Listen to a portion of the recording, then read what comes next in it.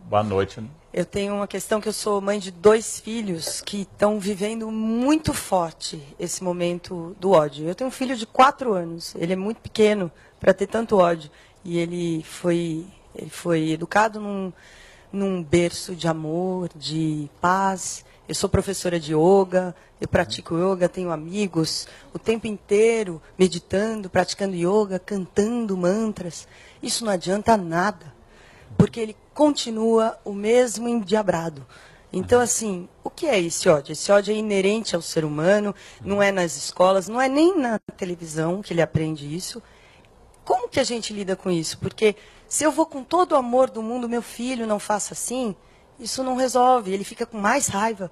Então, como que lida com isso? Esse é um ódio que então a gente tem que falar, legal, vamos cair fundo aí nesse ódio, porque não vai resolver mesmo, né? Ou a gente começa um movimento da paz.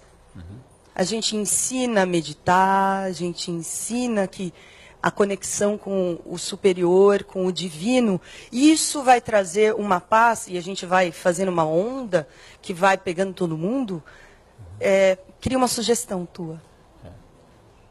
Acho que você traz à tona, Daniela, as contradições difíceis da reflexão sobre o tema. Como professor, eu poderia lhe dizer, para lhe tranquilizar, que não há relação direta entre a ação da escola e dos pais sobre a personalidade dos filhos. Eles são o que são, independente das escolas e dos pais. Pais violentos e agressivos podem dar origem a crianças absolutamente tranquilas. E pais tranquilos podem dar resultado a crianças diferentes. Eu acho que o que você está chamando de ódio, como eu não conheço seu filho e nem a você, pode ser especificamente uma reação mais energética que você não gostaria de ver. Se meditação provocasse paz transcendental, países de ascendência budista, como a Tailândia, teriam uma história de tranquilidade absoluta. O budismo nasceu na fronteira do Nepal com a Índia, e algumas das violências mais impressionantes do mundo vêm dessa região, onde yogas meditam anos a fio. Eu poderia dizer, talvez não exatamente para brincar, mas pode ser ódio dele a cheiro de incenso. Ele pode ser alérgico a incenso, e cada vez que se acende incenso e você medita com o mantra do Om, ele fica com tanto ódio que ele vai. Poderia dizer agora brincando, experimente jogar água benta, algo deve funcionar. Mas nós tendemos a registrar como hiperatividade, dar Ritalina, a todas as crianças que são mais ativas do que nós. Então, quando a criança fala mais alto que você, corre mais do que você e dorme menos do que você, ela deve ter hiperatividade. E deve se levar ao médico para dar remédios calmantes. Ao se dar Ritalina ou ao se dar coisas mais fortes, você está talvez reconhecendo uma condição médica que só um profissional poderia determinar, que é possível, há crianças hiperativas. Mas também seria possível pensar que você está reconhecendo a diferença. E uma diferença que deve levar numa reflexão bastante budista ao caráter que ninguém é responsável por ninguém e cada um tem o seu caminho. Como diz o Buda ao defender o gato, que não foi assistir sua entrada no Nirvana aos 80 anos, quando o cachorro falou mal do gato e o gato ficou na dele, como todos os gatos são budistas, enquanto que os cães são católicos, não é? Ou seja, os gatos são absolutamente zen. Alguns cães são pentecostais, mas a maioria é católico. Buda defendeu o gato dizendo, o gato foi o primeiro a entender o budismo. A minha entrada no Nirvana não tem nada a ver com a trajetória dele. Ele entendeu que o meu trajeto é o meu, e como diz o Buda, se encontrar Buda, mate-o. Porque eu não sou mestre de ninguém, não sou guru de ninguém. Há uma trajetória que seu filho tem que fazer. Você não deve incentivar, até porque não precisa. Incentivando ou reprimindo, ele terá uma personalidade. Agora, aqui nós temos um choque de diferença. E que há uma violência que eu não conheço, logo a minha injustiça pode ser atroz. Há uma violência que você identifica nele, e talvez ele identifique uma violência em você de querer que ele se molde a você. E ele responde a uma violência também e defende o seu espaço autônomo e dizendo que a maneira que ele tem de chamar a atenção, às vezes, numa casa de intelectuais, é indo mal nos estudos. Numa casa de lutadores de jiu-jitsu, é fazendo balé.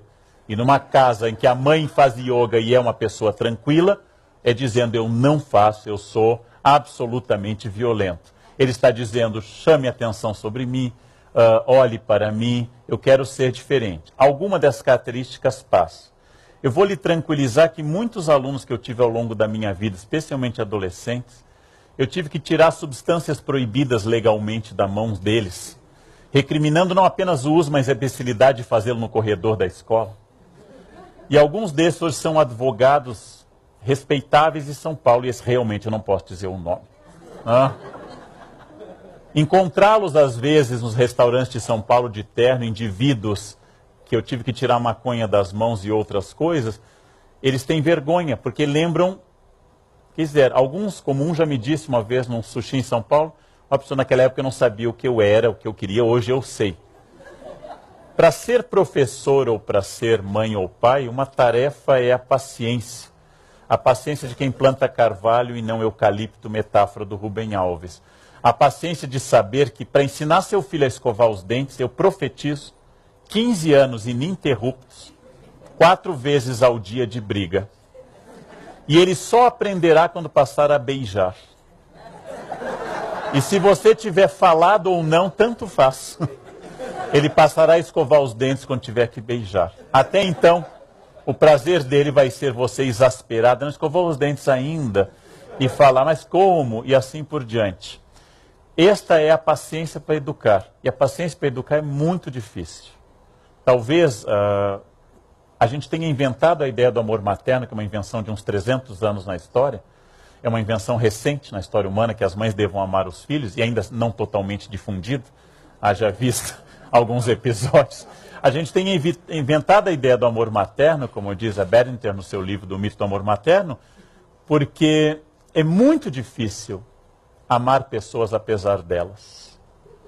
E amar pessoas apesar delas, que é a experiência do amor, é muito difícil. Então eu não sei se é a natureza dele ser violento, mas eu acho que pessoas que fizeram muita coisa no mundo, gênios, líderes, provavelmente não forem muito fáceis também. E que provavelmente você tem uma personalidade forte e marcante, que você deve insistir até o último dia, que ela deve respeitar os outros, que o caminho de ouvir é o melhor, que ele não é o único no mundo, e ter uma esperança brutal que essa mensagem seja ouvida. Nem que a última cena seja ele com uma faca e você à noite e ele ao estilo psicótico, matando, que nunca vai acontecer naturalmente, mas que deve ser uma luta constante. Porque esta utopia de poder melhorar alguém é que torna possível a educação. Mas como toda utopia, ela só serve para tentar agir no presente. Ela nunca serve para ser um ponto de chegada. Seremos todos derrotados, sempre. Todos os professores e todos os pais seremos derrotados. Mas todos temos consciência que houve alguém querendo fazer algo de bom e querendo modificar. Então eu diria, não pare de tentar, mas não vai dar certo. É só para animá-la neste final.